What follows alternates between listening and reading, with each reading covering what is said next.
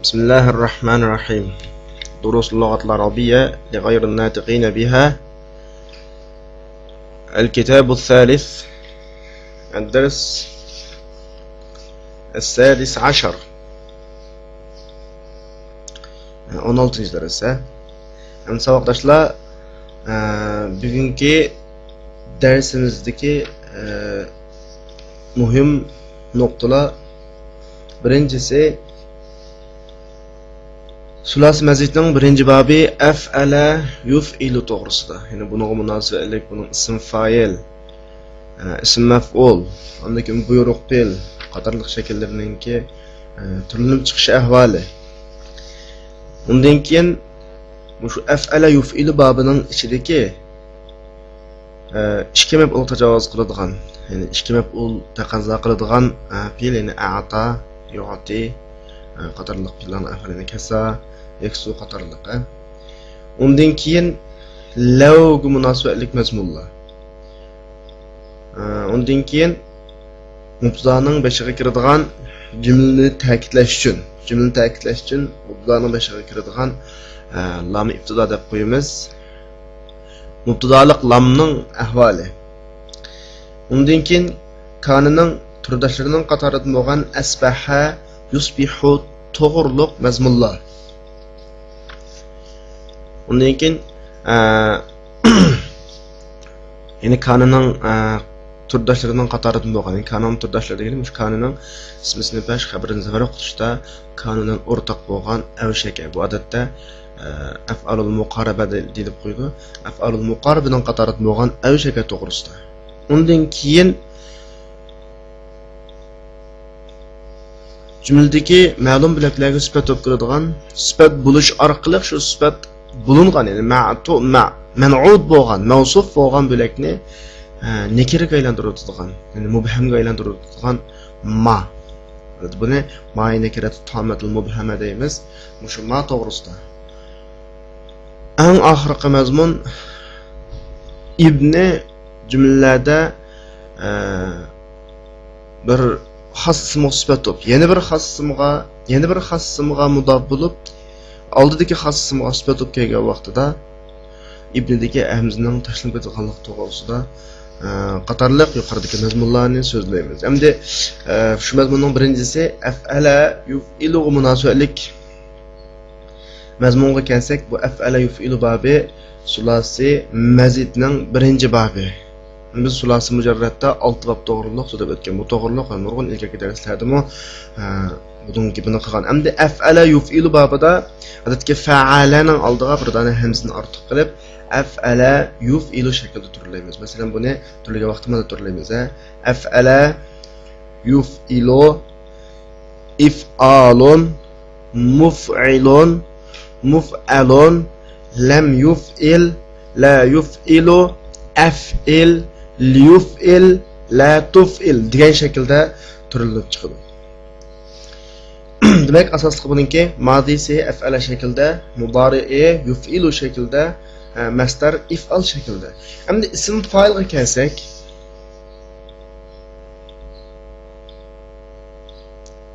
ikkinchisi buyruq fe'liga kelsak, buyruq fe'linki bu fe'llar turilib chiqishda biz hammani turlab kelib af'il deb bir buyruq fe'lini turlab chiqdik. Ammo bayatni so'zlagan af'ala yuf'ilu to'g'riliq mazmun bugungi darsimizdagi ikkinchi tamrin, ya'ni ikkinchi ko'nikma min abwabil fi'l thulathi al mazid bab af'ala yuf'ilu degan o'ringa qarasak shu to'g'ri mazmun. Ikkinchisi af'ala yuf'ilu babidan buyruq fe'lininki turilib chiqish usuli. Endi turilib chiqish usulida biz bayatdan af'ala yuf'ilu lekin buyruq fe'l kelgan vaqtda af'il deb turilib chiqdik. Endi hammalarga ma'lum odatda buyruq fe'l fe'l mudari'ninki ikkinchi shaxs erlik turidan turilib chiqiladi. Masalan, idrib desak, daraba yadribuning tadribudan turilib chiqadi. Burun oxirini sakin qilishimiz bu aniq. Undan keyin tadribuga tan tashlaymiz. Dod sakin qilgandan keyin oldiga 3-harfga qarab turib, 3-harf zarf o'qilg'achqa zarf o'qilgan hamlarni akapirib buyruqdan chiqargan. Endi bundan shuna chiqarildi desak, af'ala yuf'ilu bo'lgandan keyin bu yerda if'il degandek shakl akallimizga burun o'rgangan o'lcham bo'yicha kelib qolishi mumkin. Af'il qanday af'il chiqqan desa, buning jarayoni bundaq. Af'ala yuf'iludiki yuf'ilu aslisi yu'af'ilu. Af'ala yu'af'ilu. Buni turlab bo'lgan vaqtimizda birinchi shaxsniki birlik shaklda u af'ilu deb har doim ikki hamza bir yerda gap qilish hodisa yuz bergachga buning mudori'atiki hamzani tushirib o'tgan. Shuni bilan bo'lgan yuf'ilu bo'lib ishlatilib kelgan. Endi buyruq bil oladigan vaqtda biz tashlanib ketgan shu hamzani shu hamza qat'ini asliga kelamiz. Ya'ni af'ala yu'af'iludan tu'af'iluni chiqarib tu'af'ilu deb turib buyruq bilni chiqaramiz. Tu'af'ilu degan vaqtimizda oxirini sakin qilib tu'af'il oldi. Undan keyin eshdiki ta harful mudori'atni tashladik. Af'il oldi. Bu yerda af'il deb harakatlik harf bo'lg'ach qoldiga hamza kelish hojat bo'lmadi. Shuni bilan nima qolib qoldi? Af'il qolib qolgan. Ya'ni af'ala yu'filu babida buyruq bilning chiqarilish ahvoli mana shu. Qog'allarni mush shaklda chiqarsak bo'ladi.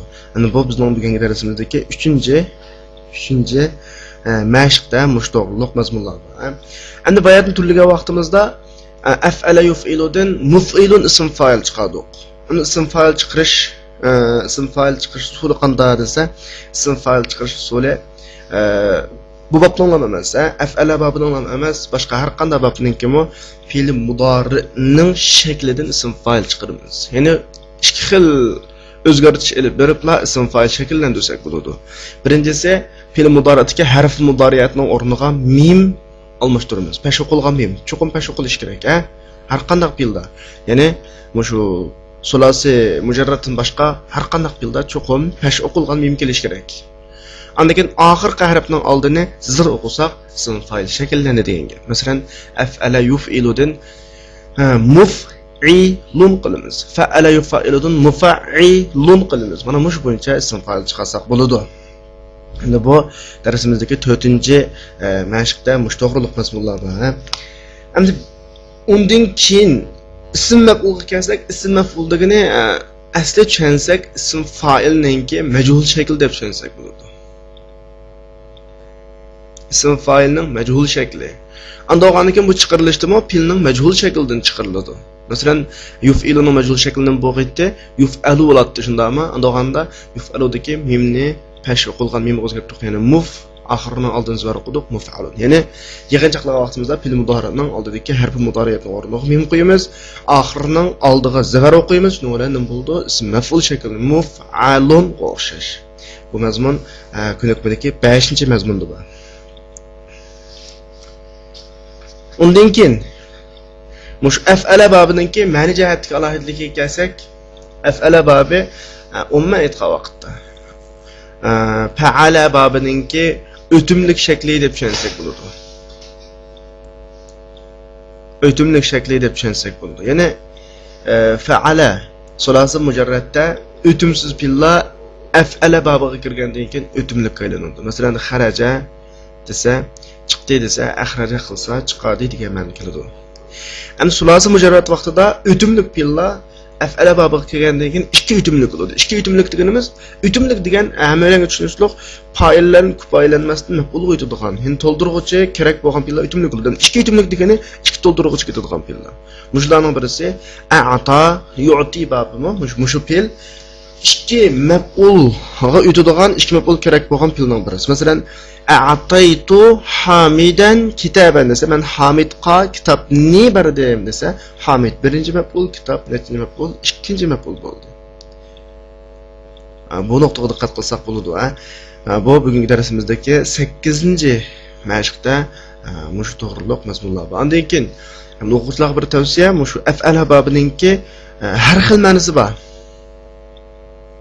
Bu to'g'riliq to'liq ma'noga erishmoqchi bo'lsak, babga munosabatlik, babga xos ma'nosi bizda ishlatilayotgan al-munjidul kabir deydigan bir cho'ng luqat bor. Shada al-mushtaqaq degan 5 ta munjidul kabirning bosh tarafida bir batda af'ala babi, fa'ala babi, fa'ala babi, istaf'ala babi, tafa'ala babi qatorli lafzlarningki babga munosabatlik, bab o'zgarishida gavdalanadigan bir qism ma'nolar shu yerda aniq o'tirib qo'yilgan. Mümkün bo'lsa, shu yerdagi bir bet yoki ikki bet atrofida qildi, shuni o'quvchilar bir ko'rib, o'zlari olsak. Undan keyingi ma'no qilsak, arab tilidagi law. Endi law arab tilida shartni ifodalash uchun keladi. Shart degani nima? Masalan, shart degani mutlaq tushuntirsak, bunday qilsang bunday qilaman, bunday bo'lsa bunday bo'ladi. Agar sen bunday qilsang bunday bo'ladi degandek gaplar hammasi shart hisoblanadi. Bu cho'qim ikki jumla ketadi bu to'g'ri. Masalan, agar sen bunday qilsang, bu bir jumla. Bunday qilaman. Bu ikkinchi jumla. Birinchi jumla jazo shart jumla, ikkinchi jumla jazo jumla deb ataladi. Endi lavga kelsak, lavmi shart uchun, ammo lavningki shartligi o'tgan zamondagi shart uchun. Unda o'g'andan keyin buning ma'nosi asosan jumlaning ma'nosini inkor qilish bo'ladi. Masalan, agar sen tunugin kelgan bo'lsang, men seni mehmon qilatdim. Law ji'tani amsi la dayyaftuk.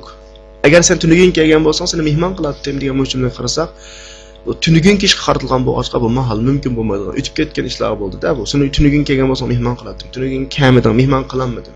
Demak, nimani inkor qildi? Jumlaning mazmunini inkor qilyapti. Bu lavning asosiy ma'nosi. Endi bugungi darsimizdagi lavning ma'noga munosabat bo'lgan tarafi lav undan boshqa, yuqoridagi shartdan boshqa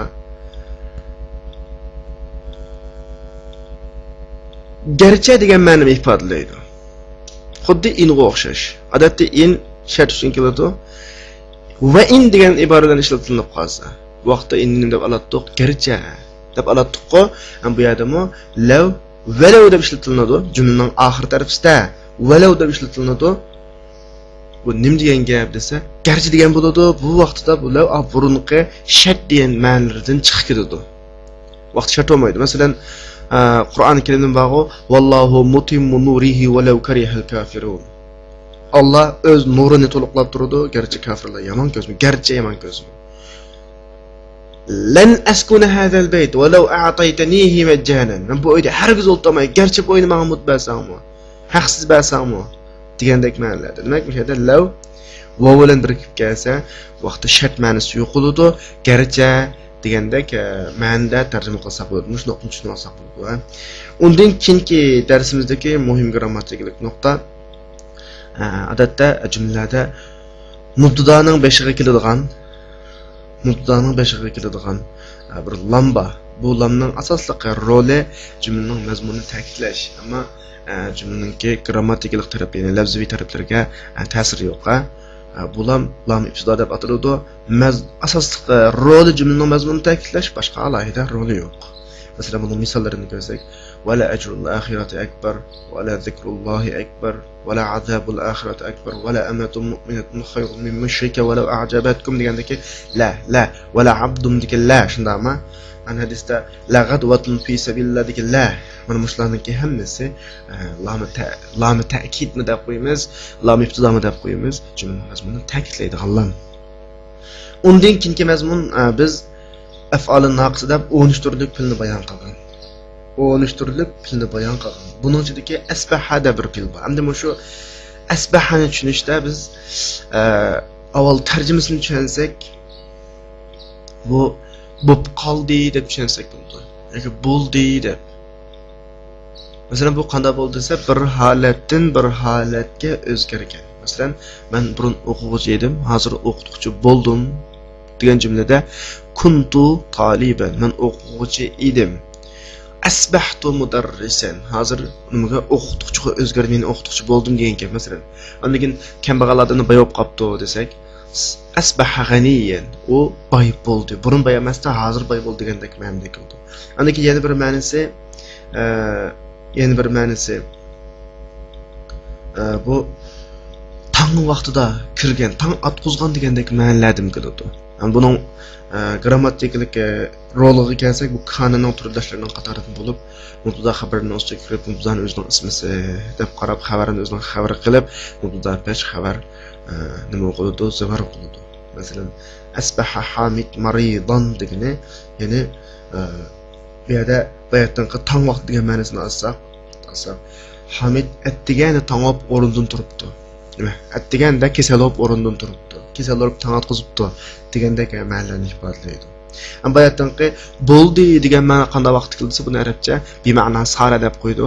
Asbaha sara ma'nosida kelgan vaqtda men bayatdan degandek bo'ldi degan. Ammo asbahaniki 90% ishlatilinishi men hozir degandek sara ma'nosi yana bo'ldi degan ma'no ishlatiladi. Masalan فألف بين قلوبكم فأصبحتم بنعمته إخوانا degan o'rinda sizlar Allohning ne'mati bilan qarindoshlardan bo'ldinglar. Bo'ldinglar, o'zgardinglar. Asbahtum, ya'ni sirtum degandek ma'nolar ishlatiladi. Undan keyingi mazmun avshaka. Endi avshaka af'alul muqarabalarining qatoridan. Af'alul muqaraba ya'ni sharkatning yiqilashganligini.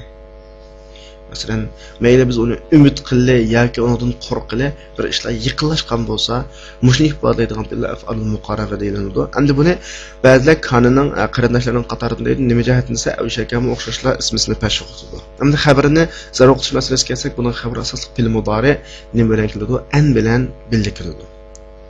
Avshaka Muhammadun an yakhruj. Muhammad chiqqili oz qoldi. Yani uydan chiqqili oz qoldi degandek.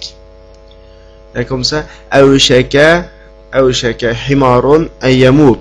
Eshak o'lgili oz qoldi degandek jumlada himar ismisi ayyamut uning nimasi xabar bo'ladi. Xabar bo'ladi. Nima deyiladi? Avshaka oz qoldi, bulaylar deb qoldi degandek ma'nolarni ishlatiladi. Esingizda bo'lsin role Pilaninki şirketinin 101'işke vaqtning az qolganligini, hozirlar 101'diganligini ifodalaydi. Ammo grammatik jihatda bundan keyin kelgan ism buning ismisi hisoblanib pesh xabari uning keyinida fe'l mudori an bilan birga. Ba'zi vaqtda ansiz kasimi bo'laveradi, ansiz kasim bo'laveradi. Undan keyingi mazmun hamda biz arabcha kitoblarni ko'rsak odatdagi ismlarning oxiriga ma'non qo'shilib kelganligini ko'ramiz. Masalan, ba'zida men nima keldim desa, "Ji'tuli sababimma." Ma'lum bir ishni deb keldim. Shundaymi? "Ji'tuli amrimma." Ma'lum bir ishni deb keldim. Men kitob o'z beradi, qanday kitob desa, "Kitobimma." Qanday kitob o'z bo'laverdi? Har qanday kitob o'z bo'ldi. Ammo mashhurlardagi sababim ma'dagi ma, amrim ma'dagi ma, kitobim ma'dagi ma bu ma'i tamma mubhama deb ataladi. Ya'ni so'zlarni mujmal, mubhamga aylantiradigan ma deyildi. Bu ma odatda ismlarga sifat bo'lib kelsa, shu ism mubham, mujmal bir ismga aylanadi. Ya'ni tarjimada qandaq bo'lsa, ma'lum bir degandek ma'nolar tarjima qildi. Masalan, nevarasa desa, azhab ila makanimma. Ma'lum bir o'ringa boraman chiqib. Nega borsam boraman chiqib, ma'lum bir o'ringa boraman. Iniqa emas degandek. Masalan, qara'tu hazal xabar fi sahifatin ma desa, ma'lum bir gazet bu xabarni ma'lum bir gazetda o'qidim degandek ma'nolar keldi. Endi bu bugungi darsimizdagi 13-mashqda mush mazmun bor. Mayatniki avshaka to'g'riliq so'zlagan mazmunlarimiz 12-mashqda. Asbaha to'g'riliq so'zlaganlarimiz 11-mashqda. Lam ibtida to'g'riliq so'zlaganlarimiz 10-mashq. Law to'g'riliq so'zlaganlarimiz 9-mashqda bor. A'ta to'g'riliq so'zlaganlarimiz 8-mashq qaralsa bo'ladi. Eng oxirgi bir mazmun shu ismlarda qo'llanadigan ibni. Ya'ni biz odatda arablarning ismini tilga olganimizda balasi o'tirg'i ibni kelib, undan dadasining ismini tilga olamiz. Masalan, payg'ambar alayhisolamning ismini Muhammad ibn Abdullah. Muhammad ibn Abdullah ishlatamiz. Ya'ni Abdullahning o'g'li Muhammad degan. Mushurlarda mushundaq shirkatda, ya'ni ibni Muhammadga sifat bo'ldi. Keyindagi Abdullahga nim bo'ldi? Muzab bo'ldi. Ya'ni bir alamga, bir xos ismga sifat, ya'ni bir xos ismga nima? Izofat bo'lib kelgan vaqtida ibnidagi alifni chekizib o'tib Muhammad bin Abdullah. Ya'ni Muhammad dubnu deb o'qigan vaqtda dubnu deb o'qisak bo'laveradi, Mushundaqda. Bu 14-mashq qaralsa bo'ladi. Bugungi darsimizdagi grammatikalar mushunchalik so'zlaymiz.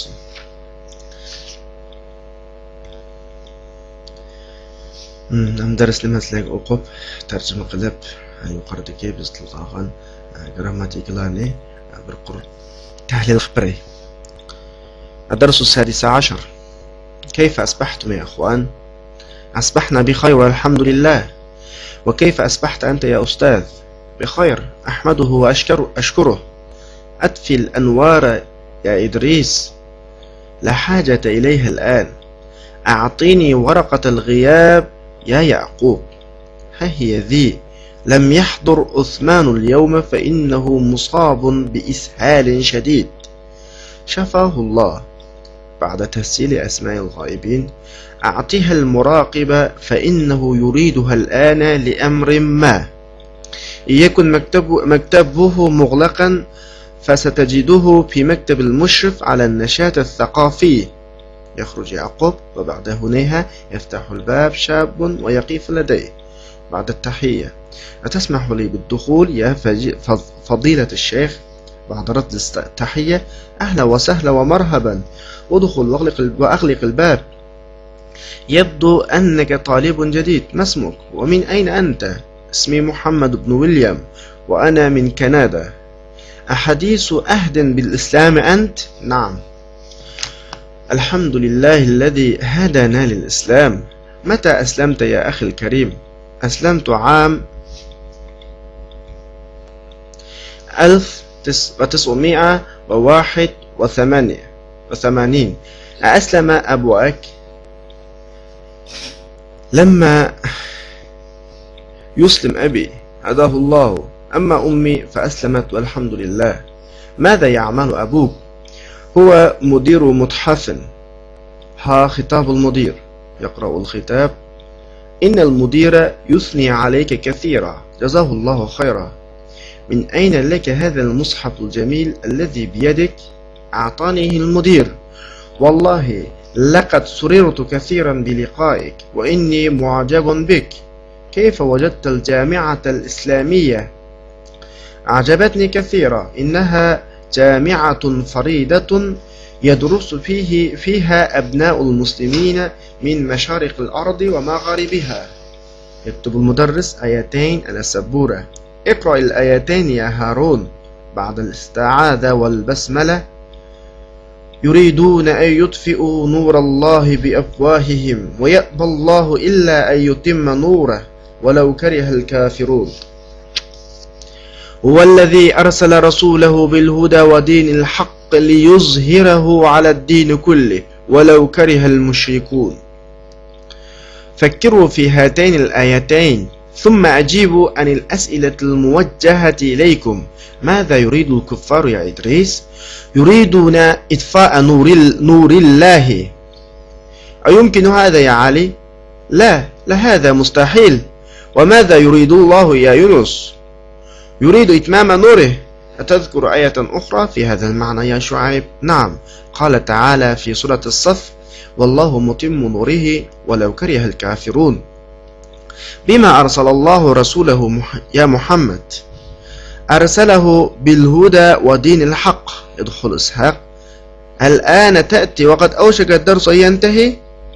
معذرة يا أستاذ، ذهبت إلى مكتب البريد لإرسال برقية، فقد وصل أخي البارحة، فأرسلت برقية إلى أبي أخبره فيها بسلامة وصوله. لا بأس.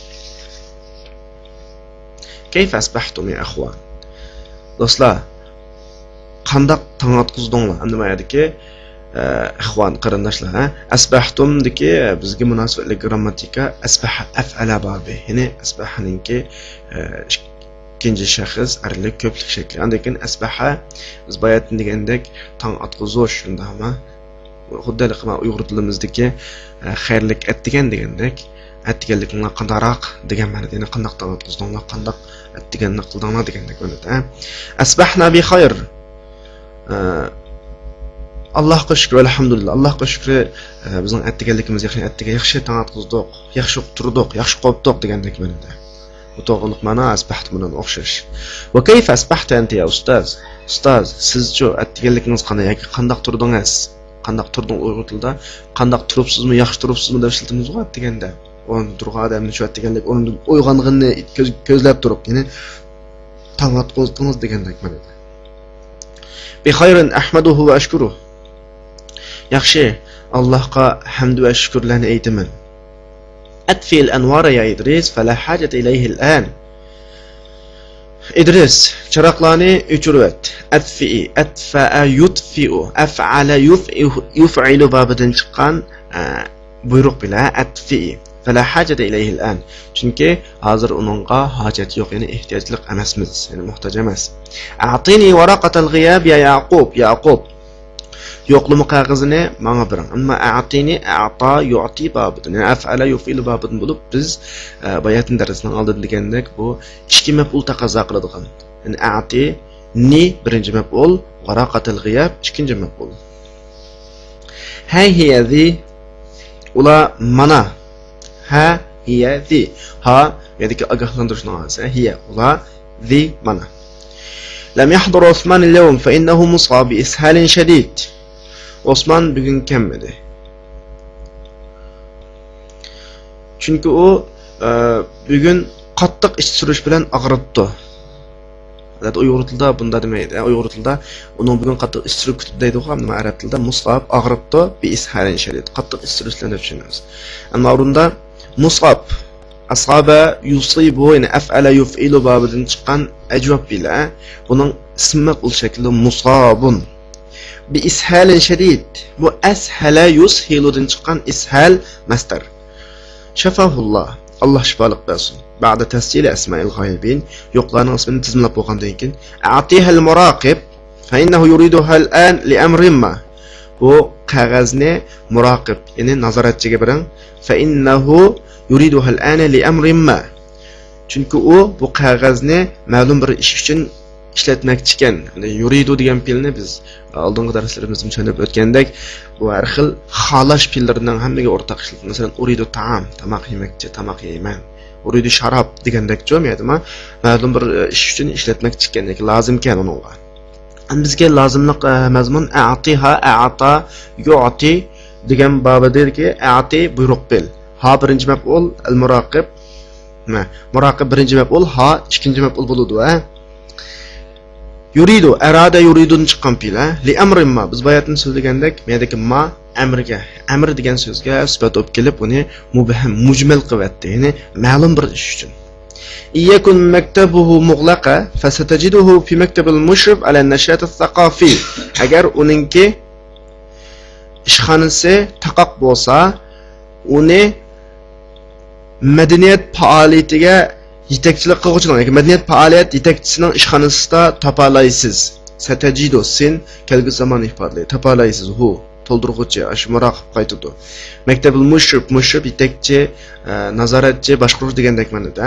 Nashat ath-thaqafi madaniyat ishlari, ya'ni madaniyat faoliyatlari degan ma'noda. Ammo shu o'rinda bizga maqsadlik o'g'ini mug'laq, aghlaqa, yughliqu af'ala yuf'ilu babidan mughlaqan ism maf'ul.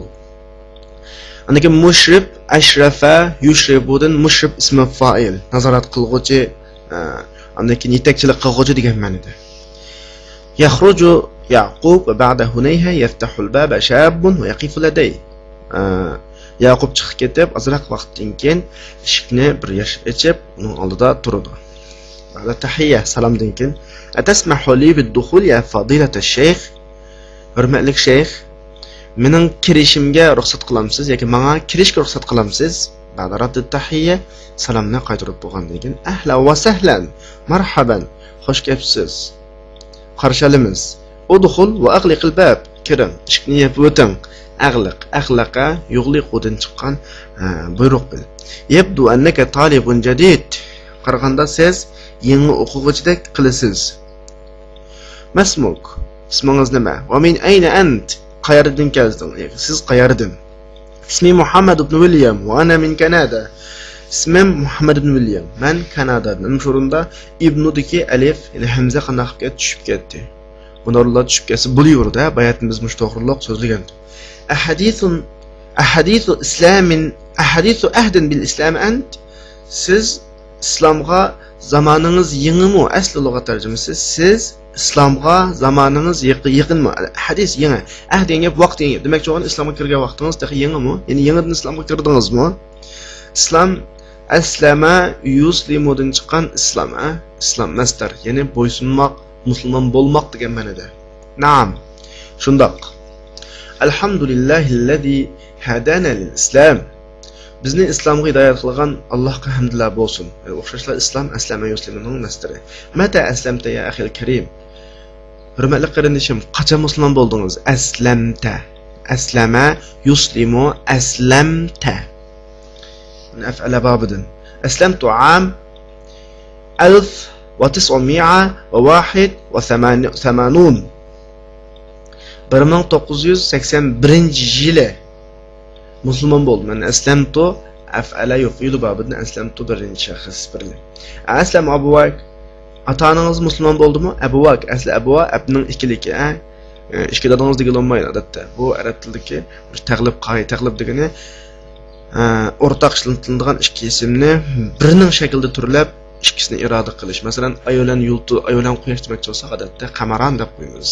Ikki oy. Ya'ni bu birisi oy, birisi quyosh vakili. Ya'ni abuvan degani ota-onangiz demoqchi. Lamma yuslim abi, dadam taxi musulmon bo'lmadi. Yuslim aslama yuslimudan chiqqan fe'l mudori. Lamma lamning o'rnidagi duo ma'nosi taxcha degandek ma'no qo'shilib, undan keyin qimmatiyatni degandan tarjima qilamiz-ku. Hadahulloh, Alloh uni hidoyatga bersin. Amma ummi anam bo'lsa fa aslamat valhamdulillah. Allohga shukr, musulmon bo'ldi. Unda aslamat ayollar, uchinchi shaxs ayollar shakli. Mada ya'mal abuk? Dadingiz nima ish qilib? Va mudiru muthaf. Va mudiru muthaf, ya'ni u muzixonaninki mudiri. Adara yudirudan chiqqan mudir ism fa'il. Yani adara boshqurdi, idora qildi degan ma'noda. Yudiru til mudari. Mudir ism fa'il boshqaruvchi degan ma'noda. Ha xitabul mudir. Bu mudirninki xati, mudir. Nima maktab mudiriga qaratildi. Al mudir adara yudirudan chiqqan o'xshash ism fa'il. Avval xitab xatni o'qiydi. Innal mudir yusni alayka kathira.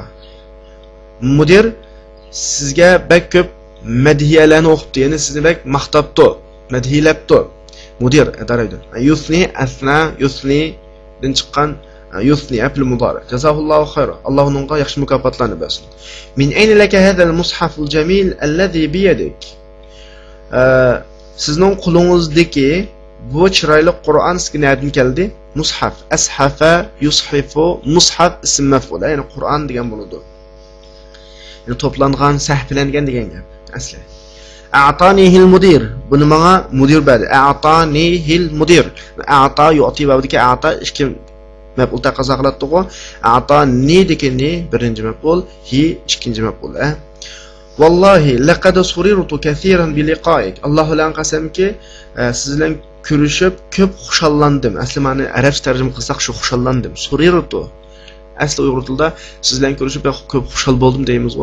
Surirtu. Xushallandim, men xushal bo'ldim. Wa inni mu'jabun bik. Men sizga hayron qoldim. Mu'jabun ism maf'ul, a'jaba ya'ni hayron qoldirildim degan ma'noda asli. Kayfa wajadta al-jami'ata al-islamiyya? Siz islom universitetini qanday topdingiz? A'jabatni kathira. Meni bek hayron qoldirdi, qiziqtirdi. Innaha jami'atun faridatun yadrusu fiha abna'ul muslimin min mashariq al-ard wa magharibiha. Bu zaminninki mashriq va mag'riblaridan, ya'ni sharq g'arblaridagi zaminning sharq g'arblaridagi musulmonning bolalari o'qiydigan birdan-bir universitet. Mushurunda a'jabatni af'ala yuf'ilu. Uchinchi shaxs ayollik, yaktubul mudarris ayatayn ala sabbuhura. O'qituvchi doska ustiga ikki oyatni yozdi. اقرأ الآيتين يا هارون شكاية نوقو بعد الاستعاذة والبسملة. أعوذ بالله دبوغان دينكين وبسم الله دبوغان دينكين. يريدون أن يطفئوا نور الله بأفواههم ويأبى الله إلا أن يتم نوره ولو كره الكافرون. هو الذي أرسل رسوله بالهدى ودين الحق ليظهره على الدين كله ولو كره المشركون. Endi bu oyatga bizga munosabatli taraflar birisi yuriduna, arada yuridun chiqqan turlangan fe'l mudori uchinchi shaxs arlik ko'plik shakli. Yutfi'u, atfa'a yutfi'u chiqarilgan. Undan keyin ya Alloh illa ayutimma nuratiga yutimma, atamma, yutimmu walau karihal kafirun. Ma'rumda yana law biz boyatni so'zlagandek garchi. Ular, ya'ni dinsizlar, kafirlar Allohning nurlarini o'zining ig'izlari bilan o'chirishni maqsad qilyotdi, ammo Alloh uni faqat to'liqlaydi. Vallohu illa ayutima nura. Faqat to'liqlashlam uni degani Alloh uni yo'l qo'ymaydi o'chirishga. Walau karihal kafirun. Garchi kafirlar yomon ko'rmaydi. Undan keyingi oyatda vallazi arsala rasulahu bil huda va dinil haq liyuzhirahu ala ad-din kullih walau karihal mushrikun degan oyatda arsala af'ala babidan liyuzhirahu dik azhara yuzhiru ondan keyin walau karihal mushrikun law oyatimiz deganda garchi mushriklar yomon ko'rsin degan. فكروا في هاتين الآيتين ثم أجيبوا عن الأسئلة الموجهة إليكم. Sizlar bu ikki oyat to'g'risida fikr yurgizib, o'ylanib, undan keyin sizlarga berilgan muvajjaha qaratilgan, qo'yilgan savollarga javob beringlar. Ajaba yujibudan chiqqan ajibu.